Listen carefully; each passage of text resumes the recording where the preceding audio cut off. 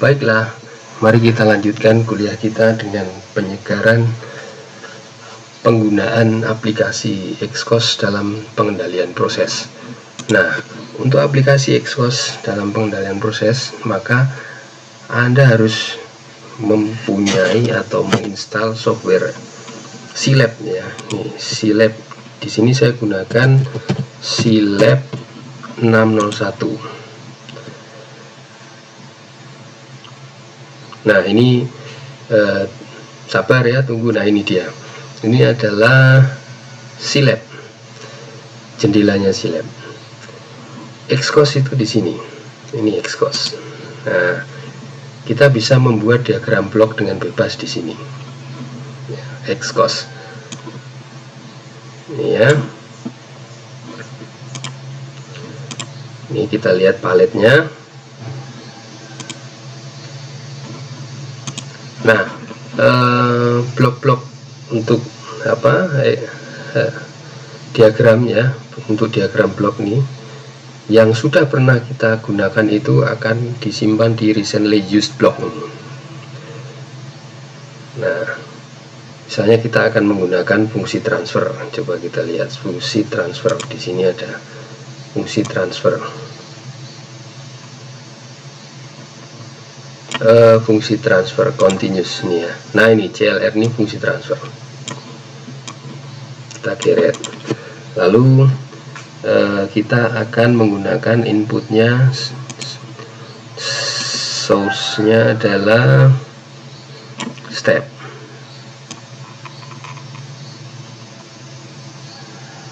Ini ya. Source-nya step. Lalu kita akan merekam ya, sync pakai G-scope. Kita akan rekam outputnya seperti apa. Lalu kita akan akhiri dengan N simulasinya nanti ya.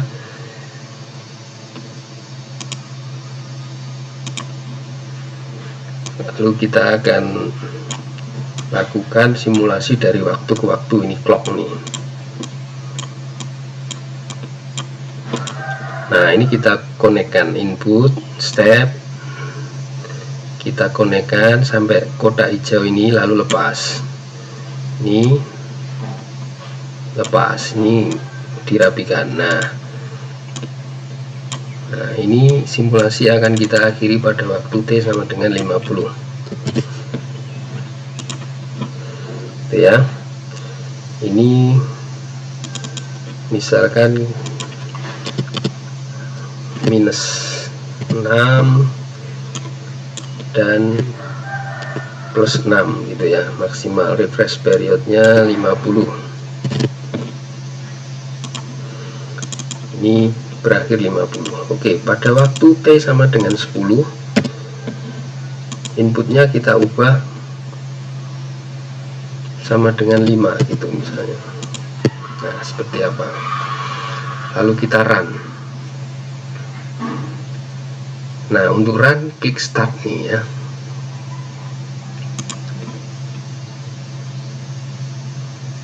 Nah, inilah responnya. Pada saat T sama dengan 10 dikenai perubahan input step sebesar 5 unit. Jadi outputnya Y ini berubah mengikuti perubahan input. Misalkan kita turunkan step decrease ya, step down, misalkan minus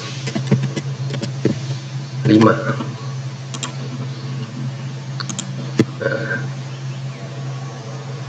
Nah, seperti ini ya, akan turun juga.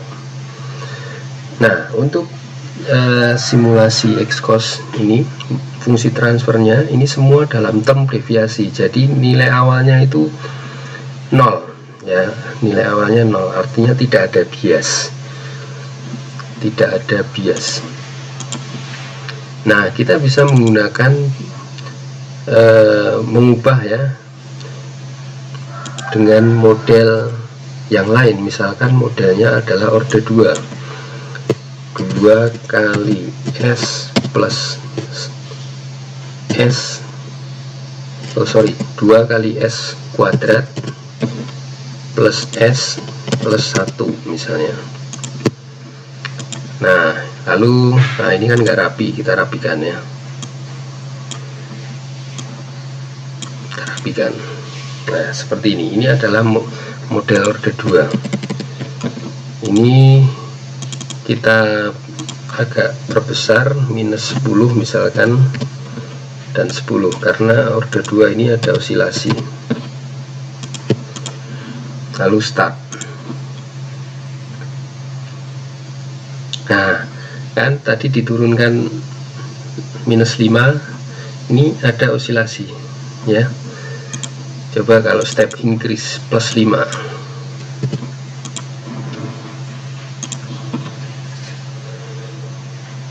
Nah kan ini ada osilasi. Ingat, respon order 2 terjadi osilasi, ini yang kita sebut dengan underdamped response.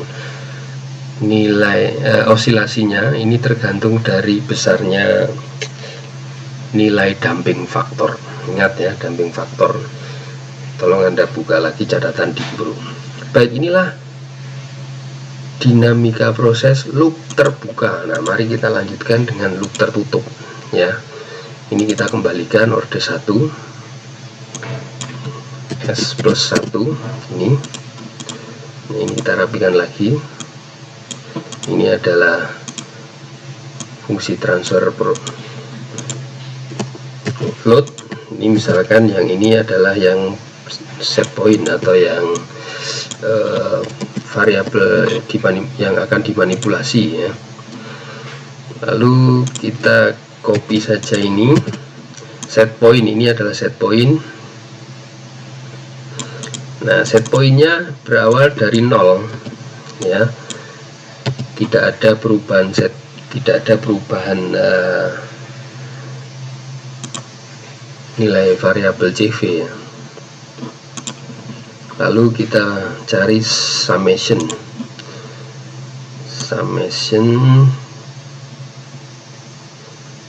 Nah ini untuk nanti kita gunakan penjumlahan atau pengurangan ya, selisih ataupun pengurangan. Nah lalu kita cari bug ya. Nah ini jadi ini adalah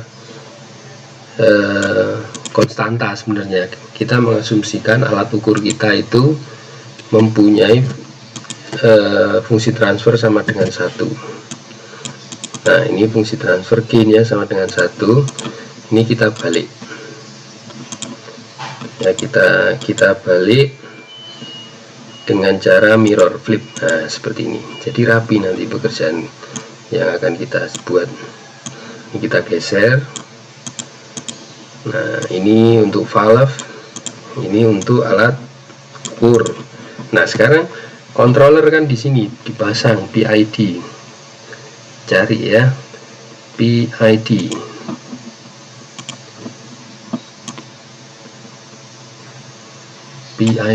Coba di recently. Nah ini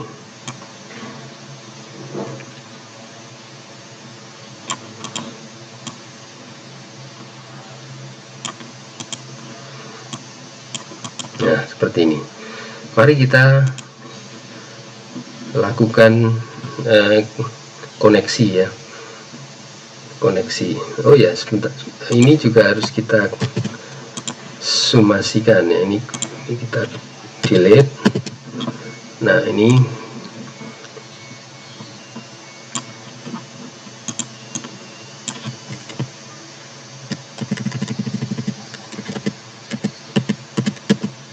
seperti ini.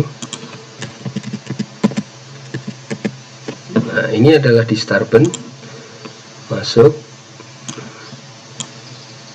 lalu ini input yang lain yaitu calon MV. Nah ingat defaultnya di sini plus minus, maka kita harus ganti. Kalau ini penjumlahan ya, plus plus, ini minusnya kita delete. Nah seperti ini, bukan. Lalu ini diukur. oleh alat ukur yang diasumsikan mempunyai fungsi transfer sama dengan 1. Nah, lalu dibandingkan dengan set point-nya. Bandingkan dengan set point. Selisih antara set point dengan terukur, itulah yang kita sebut dengan error. Nah, error. Jadi inilah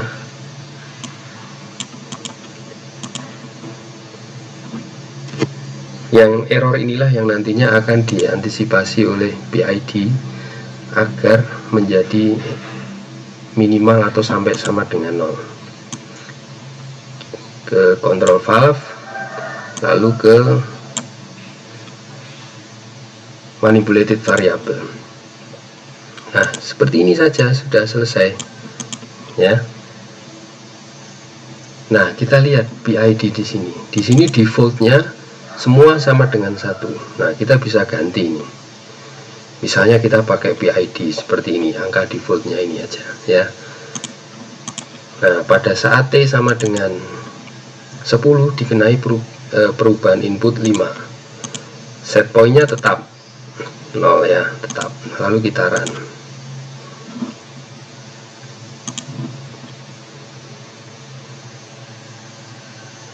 Nah, walaupun terjadi perubahan input,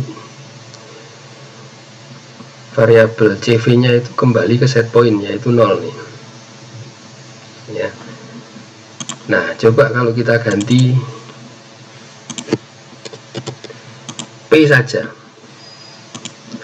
P saja ya. Lalu kita start. Nah, ini nggak mau kembali ke set point-nya. Inilah yang kita sebut dengan offset. Nah, offset nanti akan kita pelajari pada chapter berikutnya atau subbab berikutnya ya. Nah, coba kalau kita ganti dengan PI ya, PI. Nah, ini kita run. Nah, dengan PI offset tidak ada, ini bisa kembali ke set point mula-mula. Jadi demikian aplikasi Xcos untuk Indal Pro ya. Mudah bukan? Sekian, selamat bekerja.